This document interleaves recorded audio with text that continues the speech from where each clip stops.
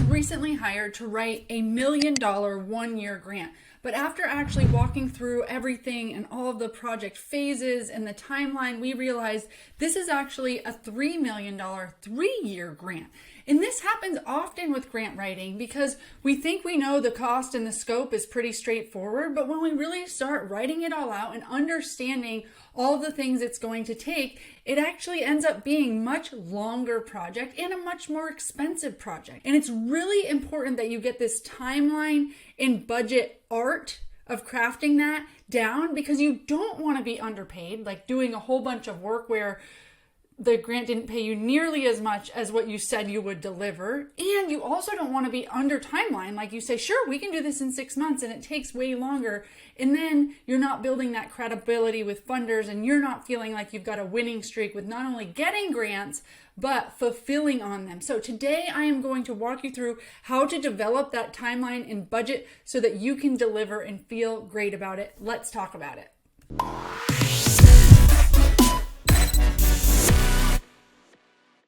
Welcome to episode 57 of For Purpose Live, where I help you get clear, get focused, and be impactful by showing you how to step fully into that calling that you have been given without taking on that common narrative that nonprofits have to struggle. Okay? Together, we can get you in your sweet spot using your strengths and talents to serve this world and build a movement of support for your mission simply by living for purpose, on purpose. I am Rebecca Britt, your host, and today we are talking about how you can write out your timeline and budgets in your grants so that you can deliver fully and get the most money. I mean, the money that you need to actually fulfill on it, okay? Now, before we get started, if you haven't yet grabbed my free funding proposal template, it will help you guide you through all of the aspects that you need, all the components that you need in a good funding proposal. And I'm going to reference some of that today, so it might be helpful to go grab that. That is at forpurposelive.com/proposal. Okay, so the first step to writing a good funding timeline and budget is to first get your methodology down. And if you're like, ooh, Rebecca, I don't know what a methodology is. All it is your approach. So you are proposing a project. You might be proposing a initiative, you might be convening thought leaders, you might be launching a new program, you might need a structure, like there might be a whole bunch of different things that you're trying to achieve with this funding proposal, and your methodology is just your approach. So what I like to do is break down my approach into phases, because I feel like phases help the funder understand that you've really thought through this. They also understand really what they're funding, really what it's going to take. And then those phases always help you develop a good timeline and a good budget. So let's just say that you wanted like an addition to your building, or you wanted a structure because kids need an area to play basketball or whatever. Let's say it's a basketball court. Fine. Even if it's like fund a basketball court, it's going to be $40,000. That's easy, right? But let's really think about the phases of that. There might be 3 phases, like research and development.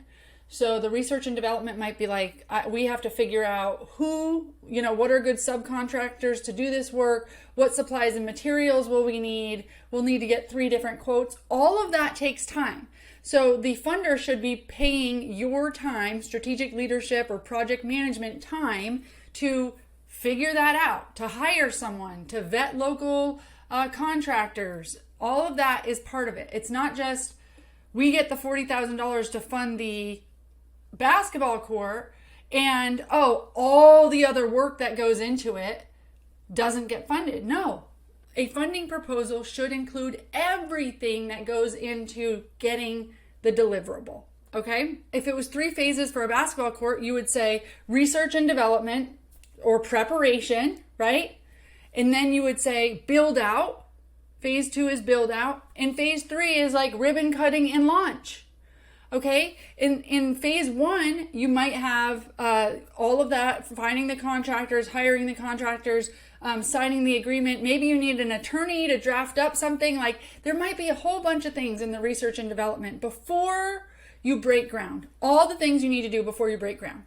Then in the build out, this is however long it will take them to actually break ground, to pour the asphalt, to get the basketball hoops delivered. Like there's all of the things, right?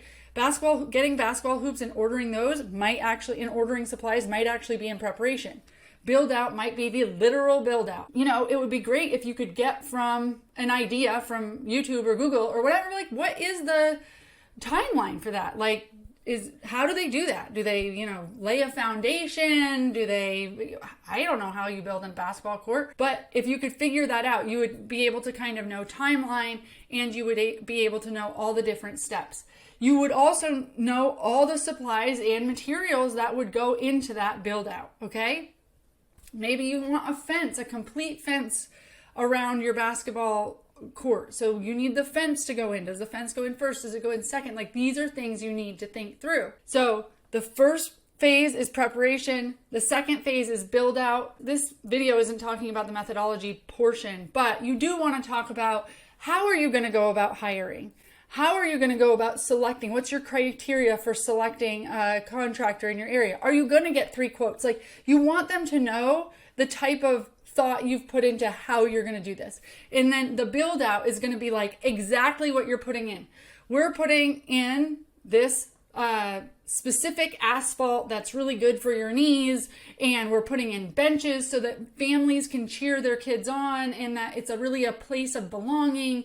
We're going to put in, make sure that it's handicap accessible. We're going to put in a fence all around it to protect it, like whatever. But that's an approach. Like, you've put some thought into it. It's not just like, sweet, well, I guess if you give us the money, we'll just create a basketball court. It's like, no, this basketball court is actually like going to be the heartbeat of our organization, and a place where kids can go and have an enrichment activity to do and build community together. And so we actually want it to be set up in this very specific way to facilitate all that amazing work. Okay.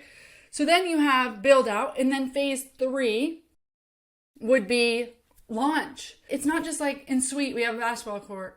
No, like, funders want to get excited about like what this means for your community. So launch would maybe be an awareness event. Maybe you invite the whole community out to use it. Maybe there's a ribbon cutting. Maybe you invite the funder to the ribbon cutting, you know, and you say, thank you so much for funding this thing. Whatever it is, launch shouldn't just be, and now we have a court. No. Okay. So you have this 3-phase project. It might be launch and monitor. I always like a monitor portion of the grant, because you usually have things you're reporting on, some metrics you're reporting on. So they might just say, sweet, we built a basketball court, check.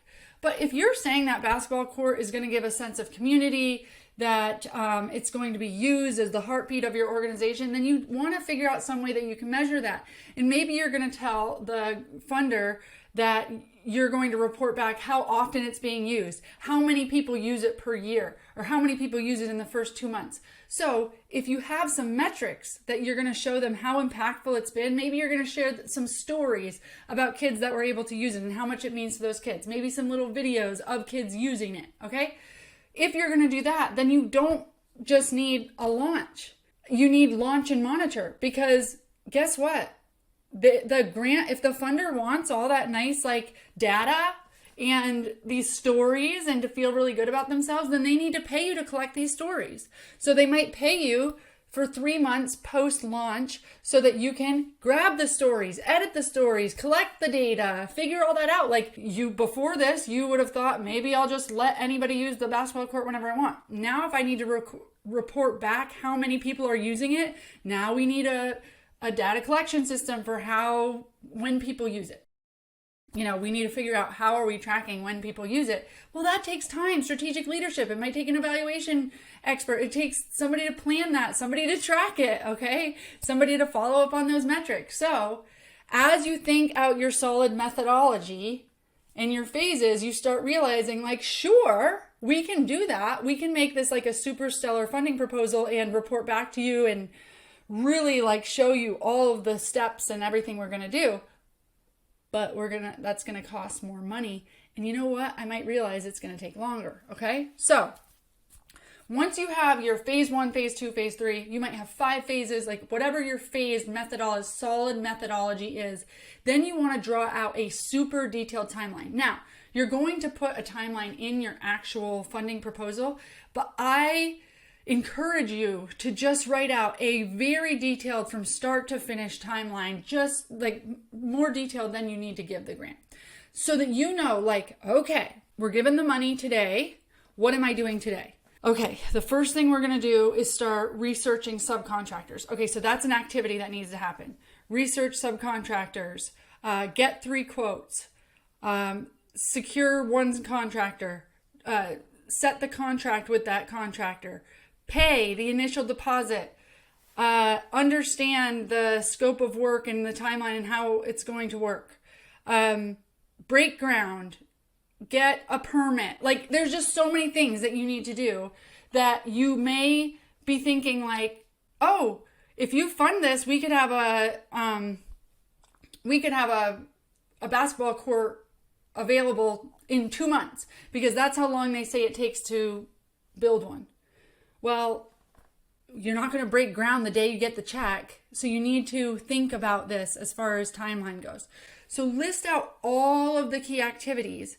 Then once you list out all of the key activities, and I would even say like, breaking ground, setting foundation, laying asphalt, putting in benches, erecting the actual basketball hoops, putting in the fence, all of that stuff, every little thing you can think of. And then go back and think about, okay, so how long will putting out an advertisement, getting 3 different contractors to come out, waiting for them to get you a proposal, getting the 3 quotes, that could take 6 weeks, right?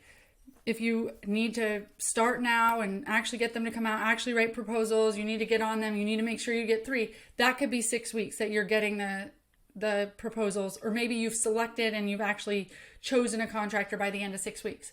But that's a lot of time, right? That adds on to it. Okay, so start thinking about how long will each one of these things take you. Then I would break up the timeline into a couple month chunks. If it's a 1-year project, then break it up into 4 quarters. I like to do that. If you know that the preparation is going to take 6 months and the building is going to take 1 month and the monitoring is going to take 2 months, then break it up that way. It doesn't matter. You don't need to have it be 2 months, 2 months, 2 months. You can do it by phases. So if phase 3 preparation takes 6 months, then I would just literally write January 2024 to June 2024. Here's all these key activities. Then I would, if build out's only going to take 2 months, then it's July and August of 2024. And then monitoring is going to take the rest of the year, September through December. That's your 1 year, okay? And you've broken it out very obviously, okay? And one of the phases is 6 months, then 2 months, then whatever's left, 4 months. Okay, so that's how you're going to do your timeline. Now, doing your budget, you need to think about all the inputs required to do all of those activities. So now you have this huge list of activities and figure out which ones of those are going to cost you money. You might need to develop a job description for someone. You don't start by recruiting candidates. You don't start by interviewing candidates. You start by writing the job description. That's going to take an hour of your time. So figure out what an hour of your time is worth. And for the whole project, think about how many hours of your time each little activity is going to be. And even if you're hiring a company to build this basketball area, if you hire a company to do that, you're still going to need, 10 hours of your time will just be overseeing that. You need to be on property while they're there. You need to answer their questions. So you might need 10 hours just for that, even though you're not directly the one doing the work. It's strategic leadership, it's project management, whatever. If you're hiring people, if you're meeting with contractors, all that stuff, those are all hours of your time. So just in your budget, call it personnel and have a line item for project management at $40 an hour, whatever the rate is, times this many hours. That's your line item for project management. Now, if you need any other staff, social media manager, evaluation consultant, whatever else you need, then put that in personnel. You'll need a contractor to build this basketball court, okay? So the contractor, their labor costs is going to be this. The supplies, I would actually break down all the supplies, okay? So the asphalt, the rocks, the foundation, the fence, the benches, all of the stuff needs to be laid out. so that you didn't just come up with, I think it's going to be about 50 grand. No, like you're like, no, benches are this, fence is this, because if you don't know, then you don't know. I mean, you could get money and then you've promised that you're going to have benches, because benches, foster this sense of community and everybody cheering each other on. And, oh, we can't afford benches actually. Like, no, you don't want to do that. You want to be like, this is how much benches cost. And, put in the budget for the most expensive benches if you want, because you don't want to get into a situation where you can't afford the benches. Okay. So every little supply, if this is backpacks for kids, if this is program arts and crafts activity, any type of supply, computers, technology, wiring, phone lines, like anything that this would take. Okay. You can add in there any supplies at all, any staffing you need at all. Now, you might be launching a whole new program where you're going to just say, we need a part-time program manager or a full-time program manager for this. That's fine. But if you are already employed by your nonprofit and you're like, oh, well, I'm already here, so they don't need to pay for my time. No, they do. It's whatever your time is going to go towards this project, they should be paying for your time. Or you can hire an outside project manager, one or the other. Even if you hire an outside project manager, somebody needs to manage that project manager. Like, it's taking some of your time, so you want to write that out. Every little thing, okay? If you need to come up with your time to figure out how you're tracking how many people are using the basketball court, writing reports back to the funder, all of that is your time. So make sure that you're writing that in, okay? So literally list every input. And when I'm talking about inputs, I'm talking about people, I'm talking about supplies, I'm talking about technology, I'm talking about any infrastructure it takes to actually complete this project. Write all them out and get as detailed as you can with how much money it would take. Okay? Now, you might have a grant that's it's $25,000. And so you already know the amount of the grant. There's no wiggle room, but even more important to go through this process, because guess what? You might have a dream for this basketball court that's going to have benches and be the heartbeat of the community and have this fence around it. And that's really what these kids deserve. But the $25,000 is going to get us a flat top with one basketball hoop. And that's better than nothing. Okay? So maybe that's what you write it for. But certainly don't write up a grant that for $25,000 you're going to get 2 basketball hoops with a fence and benches and all of this stuff. And, oh, we just won't account for any of my time because I just want this thing really... Don't do that. Okay? The funder needs to know, the funder doesn't get to take credit for a $50,000 project when they only gave $15,000, okay? And that is not how you should be using your time, and it's not being a good financial steward. If they are going to say that they did a whole project, then they are going to fund the whole project, and the whole project includes your time and everything, okay? So if it's only $25,000 and you can get a basketball court, but it's not the one you want, but you can get it for that money and you're okay with it, then do that. But just let the funder know that, like, I would say to the funder, what we really would love to do, what we have a dream to do is this, but that budget would be closer to like $38,000. I know this is only 25. We can still get this much done with 25. Maybe we could add on these extra things like benches and a fence after we execute on the first grant. And then the funder's like, yeah, once we see that you've actually done a really good job with the first grant, then we may be able to do those add-ons. So having that conversation, don't just go, oh, it's 25,000, so we're only going to be able to do this, and I guess that's all I'll give us, that's all we'll apply for. No, like, let them know your big vision and say, hey, totally fine just taking the 25 this time. We'd love to do this in the future. This was really our vision.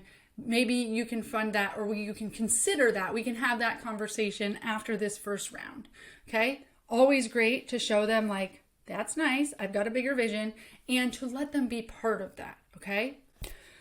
So after you've written a number next to all of those super detailed timeline of activities that you've put in, then just list that out in a table. And in my proposal template, you'll see a table there, but just list out each thing in a table with the amount.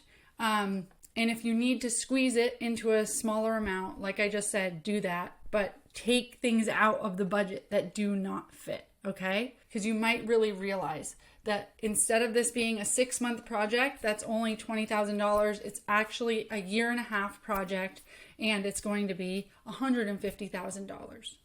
And the way you can structure that is you can actually say, like, instead of this being $100,000 over 1 year, we really need $300,000, but we are fine with it being a 3-year grant.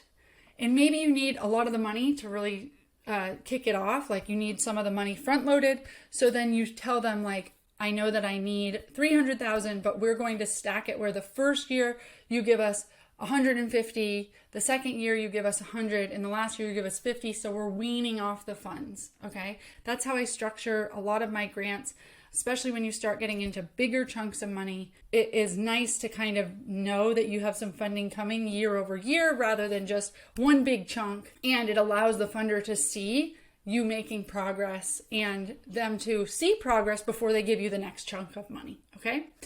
So to recap, if you want to get your timeline and your budget done really well, then you need to have a solid methodology. So what is your 3-phased approach for this project? That 3-phased approach could be whatever you need to do to prep it, whatever you need to do to build it, and then whatever you need to do to launch it and monitor it. Then write a super detailed timeline of activities. And once you've written that really super detailed timeline of activities and you've decided, yes, no, we could definitely do this within this specific amount of time, then bring that over to the funding proposal and chunk it up into appropriate chunks, either based on quarters of the year or based on your phases. Okay. And then list out all the inputs that it's going to take, all those key activities. What is the dollar amount associated with each one of those activities that you just did? And then put those into a table to show an itemized budget. Really hope that that helps. Budgeting and timelines are not too difficult, but they are often just not thought through enough. What I see more than anything is nonprofits not asking for as much as a project's actually going to take. Don't forget to go grab that free funding proposal at forpurposelive.com/proposal. And if you want to write killer grants without spending a ton of money on a grant writer that doesn't care about your mission nearly as much as you do, I did just launch a grant writing and funding proposal course.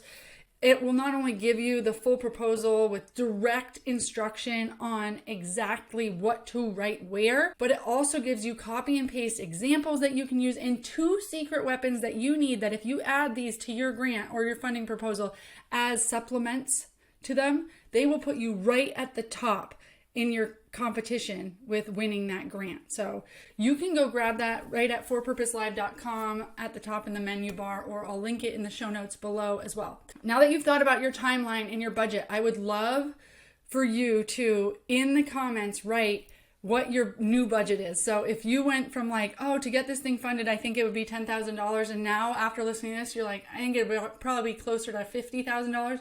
I would love you to just to comment 10 to 50, or 25 to 100,000, so that I can see all that expansive thinking that's going on when you're actually sitting down to think about what is it going to take to actually do this project. Okay. All right. Thank you guys so much for your service to this world. Until next time.